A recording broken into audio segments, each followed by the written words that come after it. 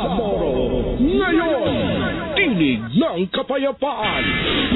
Nagbibigay impormasyon ukol sa usapang pangkapayapaan, kaunlaran, pangangalaga sa kapaligiran, at iba pang mga kaganapan sa Mindanao. Bangsamoro ngayon, tinig ng kapayapaan. Nabugnay sa bawat sektor ng lipunan at tulay ng kapayapaan. Bangsamoro ngayon, tinig ng kapayapaan. Hatid sa inyo ng Cotabato Multimedia Network o Kumunet. Samahan ng iba't ibang civil society organizations sa Mindanao. Bangsamoro ngayon, tinig ng kapayapaan.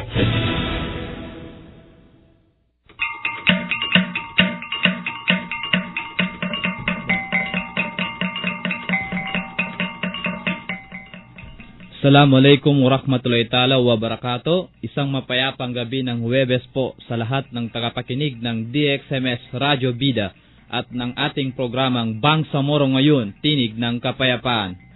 Ang ating programa ay napapakinggan sa mga probinsya ng Maguindanao, North Cotabato, Lanao del Sur, Sultan Kudarat, Bukidnon, Sulu, Basilan at Tawi-Tawi at sa mga lungsod ng Takurong, Kidapawan at Cotabato City.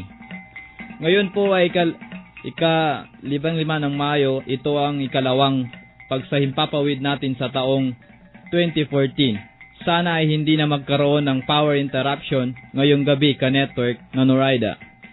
Para naman patuloy tayong mapakinggan ng ating mga taga-subaybay. Dahil kung matatandaan natin nung nakarang Huwebes ay hindi tayo napakinggan on air dahil din sa brownout. Para may pagpatuloy natin ang ating pagbabalita at diskusyon hinggil sa peace process sa pagitan ng gobyerno at ng MILF. Kaya't samahan niyo kami sa mga kaibigan tuwing Huwebes ng gabi, makinig at makialam dahil ang pag-unawa ay isang hakbang tungo sa kapayapaan. Mayong gabi sa tanang Kiyukulungunon, ako po si Noraida Akad. At ako naman po si Yusuf Makabuat. Kami po ang makakasama nyo ng isang oras sa talakayang hatid sa inyo ng Cotabato Multimedia Network or Comunet. Noong nakarang linggo ay tinalakay po natin ang pagkapapirma ng Comprehensive Agreement on the Bangsamoro. At nito lamang nakaraan ay pinirmahan naman ng mga commissioners ng Bangsamoro Transition Commission ang draft ng Bangsamoro Basic Law at isinumite sa Office of the President noong April 21 kasamang PLA. Lahat nga ay nasasabi ka-network ng Noraida na malaman ang nilalaman ng Basic Law dahil dito nakasalalay ang pagbuo ng Bangsamoro Political Entity. Tama, kasamang Yusuf, pati ang bubuuing kapangyarihan ng Bangsamoro ay nakasaad din sa Basic Law. Bukod pa dyan, syempre yung mga karapatan ng bawat individual, bawat grupo, bawat reliyon at bawat sektor na sasakupin ng Bangsamoro.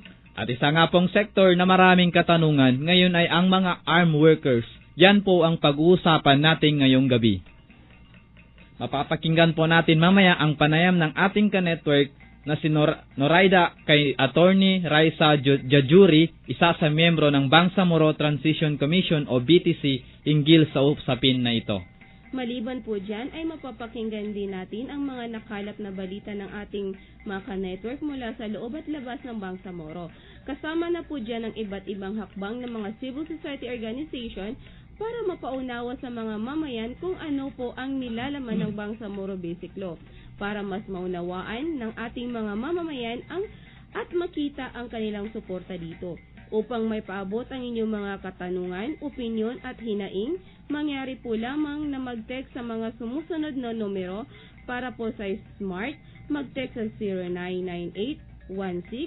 0998-16-90597 at para naman po sa Globe, mag-text po sa 0915-4548-554. Ulitin ko po para sa Smart, 0998-169-0597 at sa Globe naman, 015-4548-554. Ang oras po natin sa Bangsamoro ngayon, tinig ng kapayapaan, ay ganap ng 7:48 PM. Susunod na po ang Bangsamoro News Update. Bangsamoro News Update. At sa ulo ng mga balita, orientation on the Bangsamoro Basic Law, pinangunahan ng mga pinunong simbahan ng Katoliko sa Cotabato City. Moro Islamic Liberation Front nagsagawa ng peace dialogue sa bayan ng Upi, Maguindanao kasama ang mga IPs.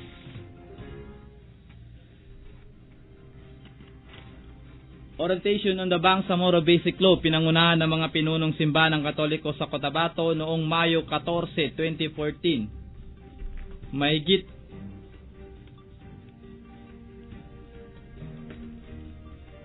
Mahigit kumulang 200 leaders ng simbahang Katoliko mula sa iba't ibang parokya at simbahan ang dumalo sa orientasyon on the Bangsamoro Basic Law. Pinangungunahan ng Oblates of Mary Immaculate o OMI noong Mayo 13, 2014 sa Cathedral Gymnasium, Cotabato City. Si Father Robert Dyson mismo ang nag-facilitate sa nasabing orientation. Kabilang din sa mga dumalo si Senator ni Mary Ann Arnado, ang Secretary General ng Mindanao Civil Society Platform for Peace or MCSOPP. Nagbigay naman ng unang pananalita si Mohagir Iqbal, ang chairman ng MILF Peace Panel at ng Bangsamoro Transition Commission or BTC. Samantala, si Attorney Raisa Jajuri naman ang nagbigay ng salient points on the Bangsamoro Basic Law na hanggang sa kasulukuyan ay nasa kamay pa rin ng Office of the President upang ito ay pag-aralan bago ito isumite sa Kongreso para ipasa.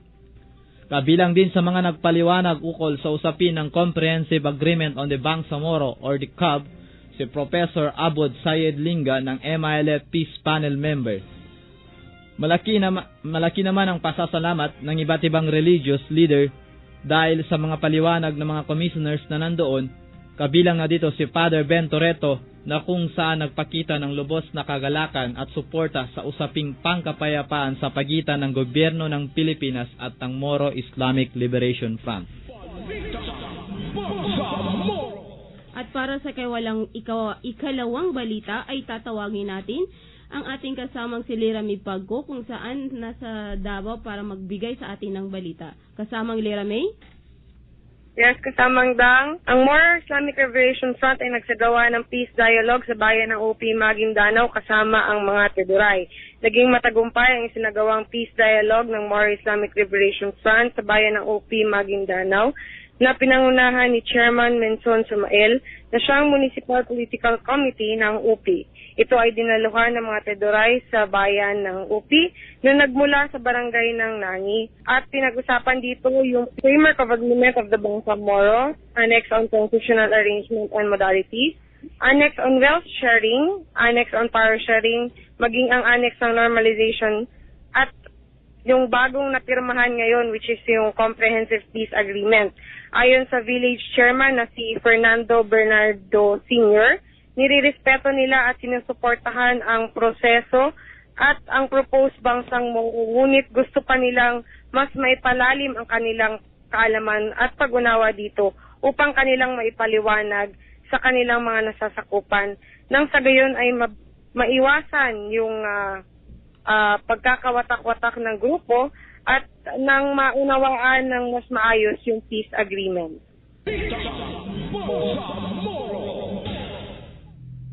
Kung matatandaan natin ka-network na Noraida, ang draft ng Basic Law ay nasa opisina na ng Presidente at ang unang lumabas na balita ay isinumite naman sa Kongreso ang draft noon sanang Mayo 5 pagkatapos itong ma-review ng Presidente. Yun nga lang at di pa natatapos ang pag-review ng Office of the President sa BBL, pero ang sabi naman ay bago matapos ang Mayo ay may susumite na ito sa Kongreso.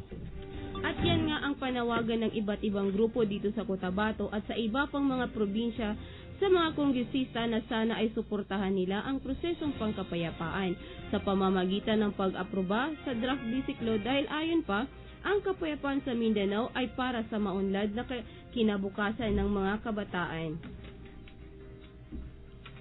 Balita Bangsamoro. Yan po ang mga mahalagang pangyayari na nakalap ng ating mga ka-network mula sa loob at labas ng Bangsamoro. Ako po si Yusuf Pla Makabuat kasama si Noraida Akad. Kami po ang inyong mga tagapagbalita. Bangsamoro News Update.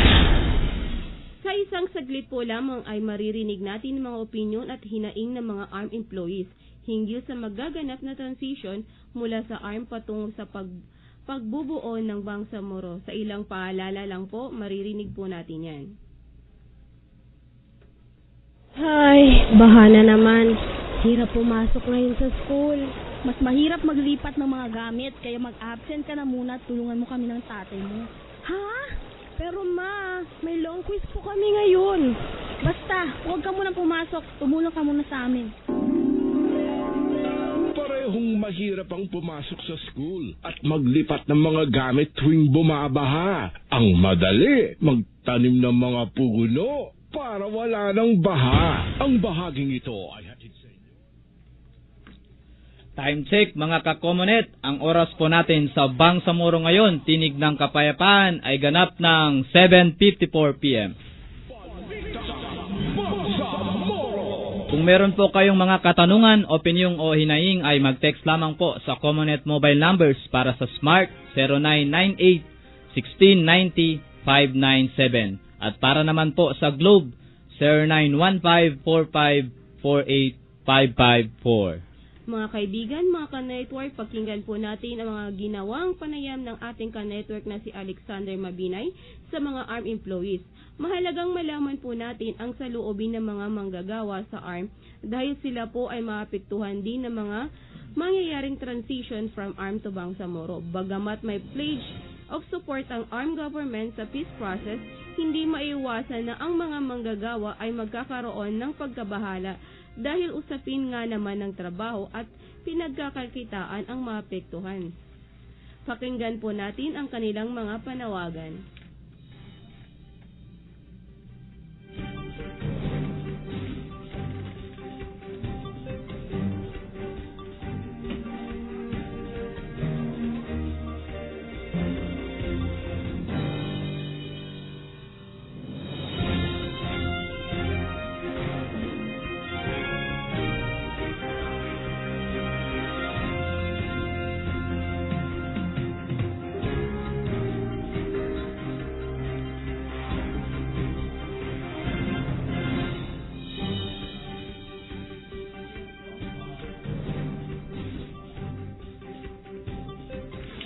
Magandang umaga sa ating lahat.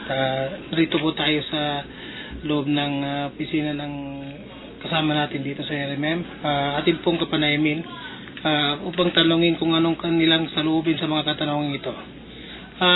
Ang una pong katanungan dito, ma'am, ay ano ang inyong reaksyon o nararamdaman o kinababahala sa mga mangyayaring transisyon from RMM to Bangsamoro government? So far, wait and see na lang. So, sa pangalawang pang katanungan natin, as a worker dito sa ARMM, ano pong inyong suggestion o gustong mangyari pag pinag-usapan po ang issue ng security of tenure in terms of economic of employment? No comment, kasi di rin maalis dyan ang backer system ngayon. Ngayon pa lang, marami na kaming nakikita. I see. So, sa panghuling katanungan pa, ano pong inyong mensahe sa gobyerno ng Pilipinas at MLF tungkol sa usaping pangkapayapaan? Maging seryoso sila, hindi puro wealth sharing lang ang madalas na pinag-uusapan. Salamat po sa pagbibigay ng kaunting panahon sa amin. Salamat po. Magandang hapon po sa ating lahat. Atin pong kapanayamin ang isa po sa empleyado ng DepEd RMM upang malaman po ang kanilang saloobin dito po sa tatlong katanungang ating pong inihanda. Sir, magandang hapon. Ang una pong katanungan namin ay ano ang inyong reaksyon, naramdaman o kinababahala sa mga mangyayaring transition from RMM to Bangsamoro government? Oh well, excited na, kinakabahan. I see. So, ating pangalawang katanungan po, bilang empleyado ng RMM, ano po ang inyong suggestion o gustong mangyari pag pinag-usapan po ang issue ng security of tenure in terms of economic employment? Sana ma-observe kami sa dating employee ng ARMM, lalong-lalo na dito sa DepEd. So, ang ating pong panguling katanungan, Ano po ang inyong mensahe sa gobyerno ng Pilipinas at MLF tungkol sa usaping pangkapayapaan? Para sa akin, ipagpatuloy at pagsumikapin na maipaliwanag sa lahat. Salamat po. Dito po nagtatapos ang ating interview. Magandang hapon po. Ating pong kapanayamin ang isa sa mga empleyado dito sa RMM kung anong kanyang masasabi sa mga katanungan ito. Sir, ano ang inyong reaksyon o nararamdaman o kinababahala mangyayaring sa mga transition from RMM into Bangsamoro government? Isa sa mga kinababahala, actually hindi naman ito isang threat, no? Kasi ang importante dito is sama-sama tayo para sa kapayapaan. Kristiyano ka man, Muslim, Highlanders.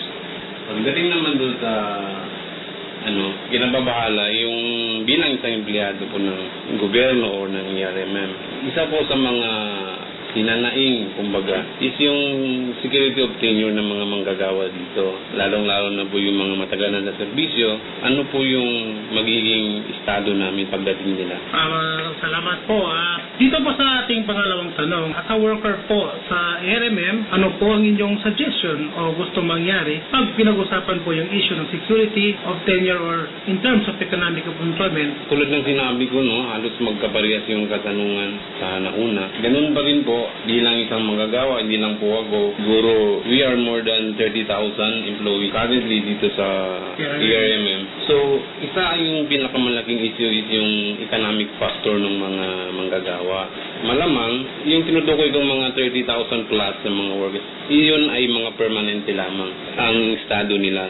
So, paano na po yung mga iba, kontraktual, casual, medyo mahaba-haba na rin ang serbisyo sa gobyerno. So yun po ang kinababahala na rin. So sana po kung mayroon man silang ibibigay na let's say mga packages, ilang taon ka na ba dyan, ito ang corresponding na makukuha mo. Doon na rin sa estado mo, contract of service ka man, contractual, casual. Dapat po, bago sila alisin, nandun din po yung humanitarian consideration. Despite na po alisin na sila, dapat meron po tayong sinasabing pagdating ng araw kahit panggamot-gamot lamang nila due process para po at saka lang po rin naman ng karamihan siguro na hindi po pinagbawal na mag-reapply. Sana po isa rin sa mga kahilingan ng siguro karamihan na rin na huwag nila i-disregard yung mga nakapagtrabaho na, especially yung mga experience na, so hindi mo na kailangan tuturuan pa. So dito po sa ating pangatlong katanungan, ano po ang inyong panawagan o mensahe niyo sa gobyerno ng Pilipinas, pati ng sa MLF, tungkol sa usaping pangkapayapaan? Bilang isang simpleng mamamayan dito sa Bangsamoro, Comlan, no, feeling ko lang na napakasaya ko kasi sa wakas na sana kung magtuloy-tuloy na itong usapang pangkapayapaan na ito, no, hanggang sa pagpirmahan ng opisyal na po na Bangsamoro na po tayo ang ating identity. Ano lang po, transparency lang po tayo. Focus tayo sa ating mga mamamayan. Yung kanilang kailangan na parang na-deprive sila ng mga mahabang panahon, especially sa mga urban areas, barangay. Dinignan po natin, parang i-overhaul natin para kumbaga sa sasakyan para makondisyon. Maraming salamat. Salamat, Sir Burst. Ito po ang inyong lingkod, Alexander Chumabinay ng RLUC RMM. Salamat po. Tinig ng Kapayapaan. Ang napakinggan po natin ay mga saloobin ng ARM employees. Alam mo, Brad Yusuf, may ilan akong kakilala na nagtatrabaho sa ARM at sa pakikipag-usa nila ay malinaw naman na suportado din nila ang prosesong pangkapayapaan. Umaasa at nananalangin talaga ang lahat na magkaroon ng makatarungan at makatutuhan ng kapayapaan sa Mindanao. Pero para sa kanila, gusto din nila magkaroon ng kasiguraduhan sa pagtatrabaho. Napakahirap nga naman kung walang trabaho at may pamilyang binubuhay at anak na pinag-aaral. Tama yan, kasamang Noraida. Biruin mo, ang minimum salary sa ARM region ay 260 pesos lamang. Pero ayon mismo sa pag-aaral ay kailangan ng 1,200 pesos para mabuhay ng disente ang isang pamilya na may 6 kataong miyembro. So, ibig sabihin, ang tatay at nanay at kung may 4 na anak, kasama na sa 1,200 pesos ang pamasahe, masustansyang pagkain at mga araw-araw na gamit gaya ng mga sabon. Pero bakit nga ba maapektuhan ang mga ARM employees kung sakaling may tayo na ang Bangsamoro? Ang paliwanag sa natin ang ka-network na Yusuf na buong ARM at nagkaroon ng developed agencies dahil sa Republic Act 6734 o yung Organic Act. Ngayon kung ma-ratify na ang Basic Law ay automatic mawawala na ng visa ang Republic Act na ito na bumuo sa ARM at sa mga agencies nito. Ibig sabihin, maabulis ang ARM at ang kapangyarihan, mga opisina, kagamitan, mga pagmamay-ari at mga tungkulin nito ay mailipat sa buong bagong gobyerno na tatawaging Bangsamoro Government.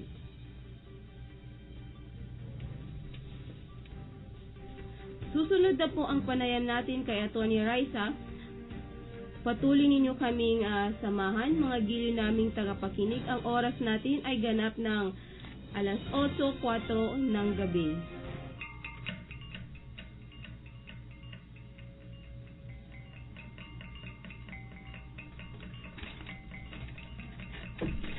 At para higit pa po tayong malinawagan hinggil sa proseso ng transition mula sa ARM patungo sa pagbuo ng Bangsamoro New Political Entity, ay pakinggan po natin ang panayam ng ating ka-network na si Noraida Acad sa isang miyembro ng Bangsamoro Transition Commission o BTC na si Atty. Raisa Jajuri.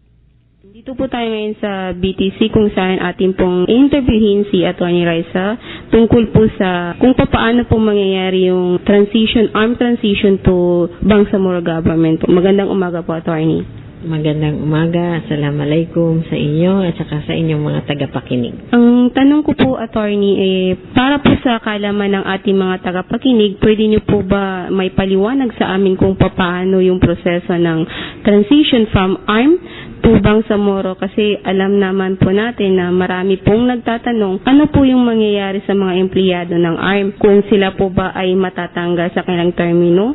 Pwede niyo po bang may paliwanag kung paano po yung proseso ng transition na ito, Atty.? Alam naman natin na yung mula pa sa agreement nung October 2012, yung framework agreement, sinasabi doon na yung status quo is hindi acceptable at bahagi ng status quo ay yung uri ng autonomiya na meron tayo ngayon, which is operationalized through the ARMM. So dahil hindi siya acceptable, kailangan siyang baguhin. As early as 2012, sinabi po doon na i-abolish ang ARMM para magpatayo po ng bago pang political entity na inshallah ay may embody niya yung anong uri ng autonomiya na dapat magkaroon as part ng ating right to self-determination. At ito na nga po ang Bangsamoro government. So, ang mangyayari po sa ARMM, tulad ng napagkasundoan ng mga partido ay ma-abolish siya. Kapag po nag-ratify tayo ng Bangsamoro Basic Law, inshallah in 2015, ma-abolish na po ang ARMM at magkakaroon po tayo ng interim government. No? Ang interim government ay ang Bangsamoro Transition Authority. At sa Bangsamoro Transition Authority po ay magkakaroon sila ng, i-adapt nila ang isang schedule, isang plano, kung saan magkakaroon ng gradual phasing out of the ARMM. Gradual po kasi ayaw naman natin na biglaan to the point na hindi na po makapag-deliver ng serbisyo sa mga tao. So, kailangan po ng maayos na plano para hindi po ma-interrupt yung delivery of programs, of services sa mga tao. So, pag nagkaroon na po ng plano, i-execute po yun according to the schedule, according to the plan. Ibig sabihin po, hindi po lahat ay tatanggalin at one point, in one instance. Aayusin po yan, titingnan kung ano po yung mga serbisyo na kailangang manatili muna hanggat hindi pa naayos ng Bangsamoro government, ng BTA, ang struktura para magpalit doon. At yung matatanggal naman po ay assured po sila dun sa aming proposal na mabayaran po sila ng rampatang separation pay.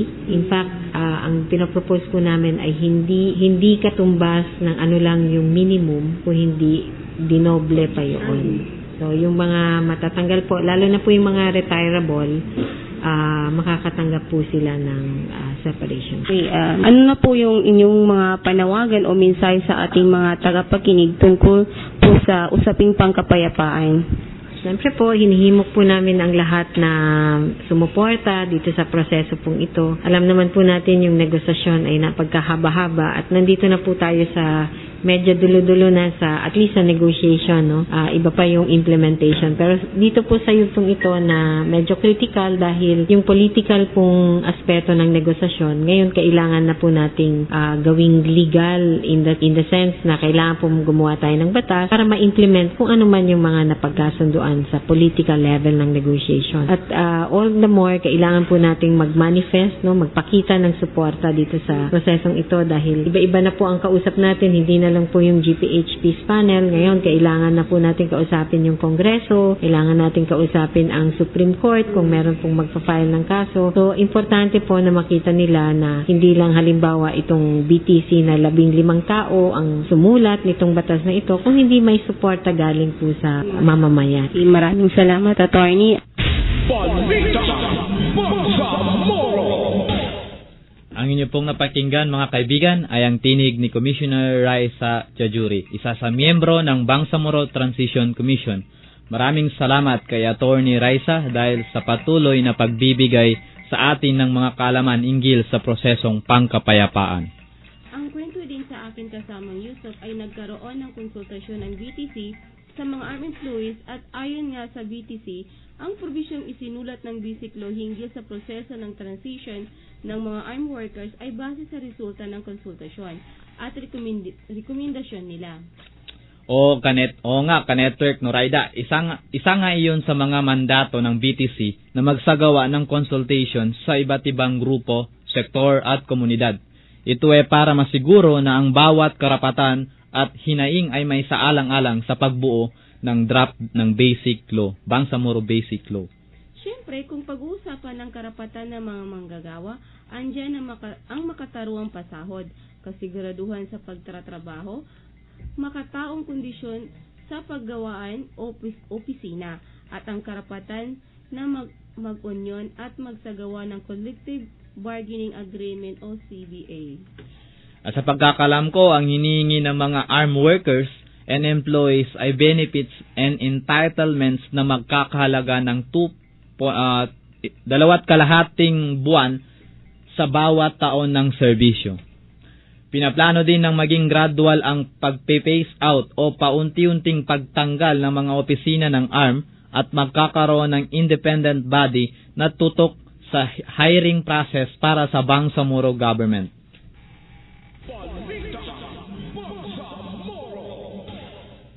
Sana po ay nakatulong ang ating programa na Bangsamoro ngayon, Tinig ng Kapayapaan, sa pagpapaliwanag ng mga proseso at mga dokumentong pinirmahan sa pagitan ng gobyerno at ng MILF. Ang oras po natin sa Bangsamoro ngayon, Tinig ng Kapayapaan ay ganap na pong alas 8:11 ng gabi. Bangsamoro ngayon! At sa mga nais pong magpadala ng mga komento, reaksyon, hinaing o panawagan, maaari po kayong mag-text sa ating community mobile numbers 0998-1690597 at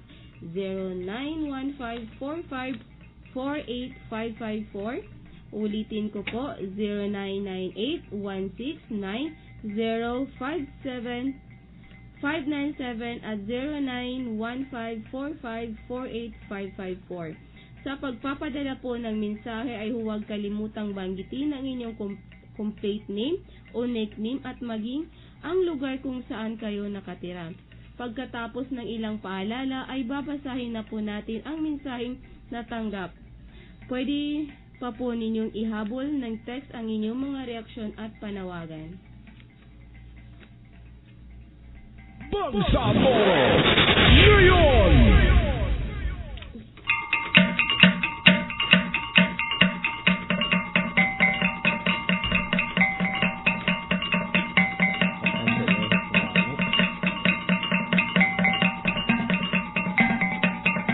Ay, bahana naman.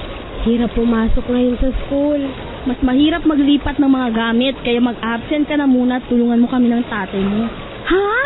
Pero ma, may long quiz po kami ngayon. Basta, huwag ka muna pumasok. Tumulong ka muna sa amin.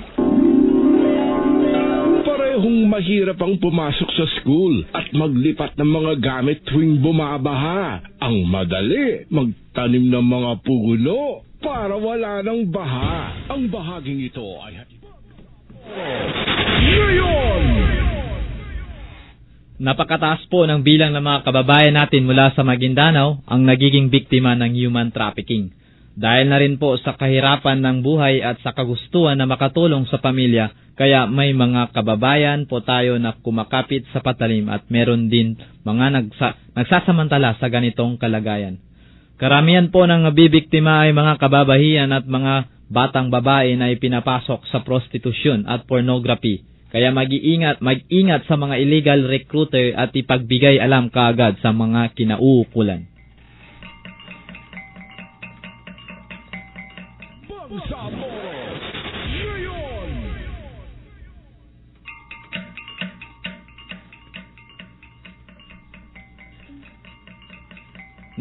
Nagbabalik po ang ating programang Bangsamoro ngayon, Tinig ng Kapayapaan. Ang oras dito sa Radyo Bida ay ganap ng alas 8:14 ng gabi. Dahil po mukhang wala pong dumating na mensahe ngayon or kung meron pa kayong mensahe na gustong makinig or marinig ng ating mga kababayan, sa susunod po na aming paghimpapawid ay maaari po lamang kayo ay magbigay po ng inyong mga reaksyon. At dahil po dyan, patuloy po kayong makinig dito sa aming programa.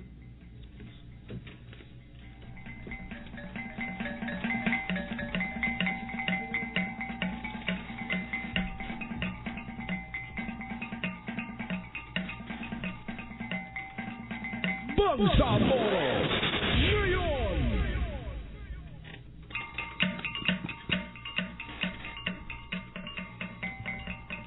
At dyan po nagtatapos ang ating programa, mga kaibigan, mga taga-subaybay, mga ka-network.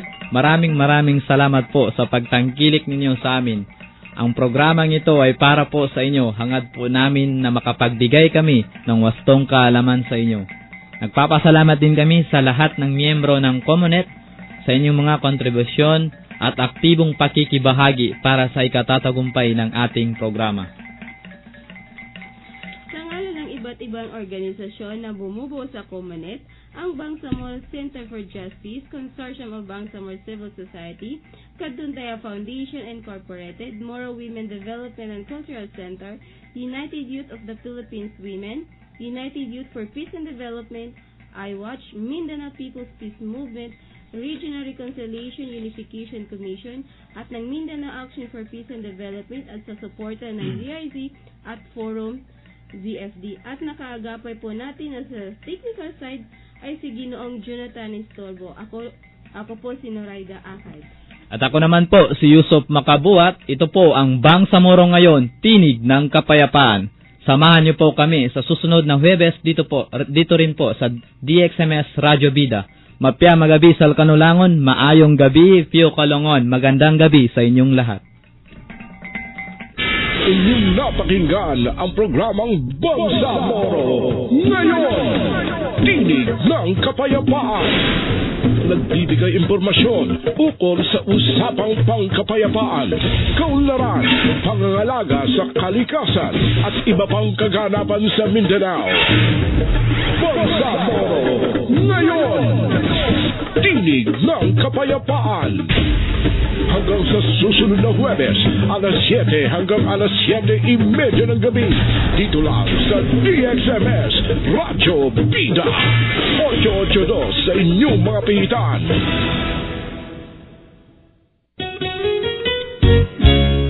Bagong pag-asa, sigaw ng malaya, kapakanan ng kapwa laging mangunguna. Bida sa salita at bida sa gawa, subok ng matatag, anumang hamong iharap. Radyo Bida 882, laging naglilingkod, walang sawa, walang pagod. Radyo Bida 882.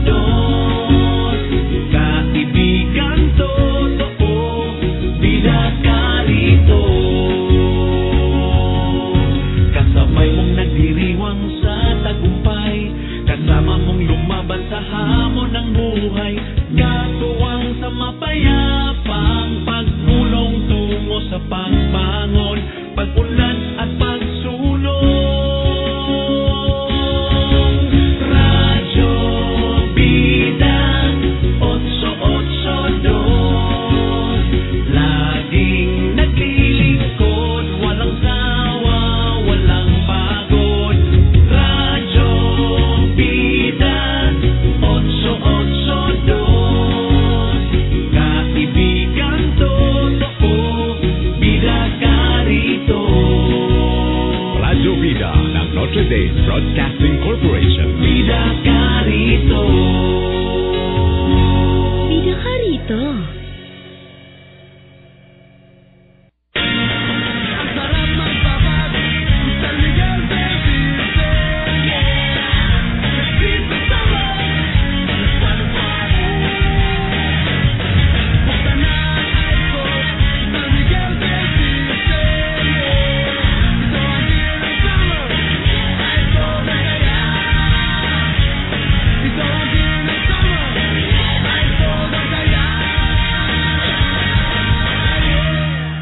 Responsibly! Abangan ang party sa April 4 sa Barangay Taplan Gym, Coronadal, South Cotabato. Magsisimula ang saya at mapremyo alas 7 ng gabi. Drink responsibly! AMA ako! Daniel Padilla po. Sa akin, AMA numero 1. AMA ako! Astig ang mga kurso. In 3 years, college grad ka. Work na. AMA ako! Pagok trabaho dito at sa buong mundo.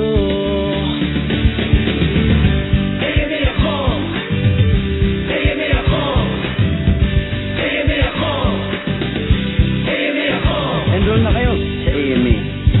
30% discount on tuition fee for new students. Enroll now at AMA. Classes start on May 26, 2014. O tara, sakay na. Aalis na ho. Ma'am, konting ngiti naman dyan, sabay usog. Bayad po. Manong, nakakatuwa naman kayo. Ang saya at sigla niyo naman po. Kaya maraming sumasakay na pasahero sa inyo eh. Siyempre naman, araw-araw kaya akong umiin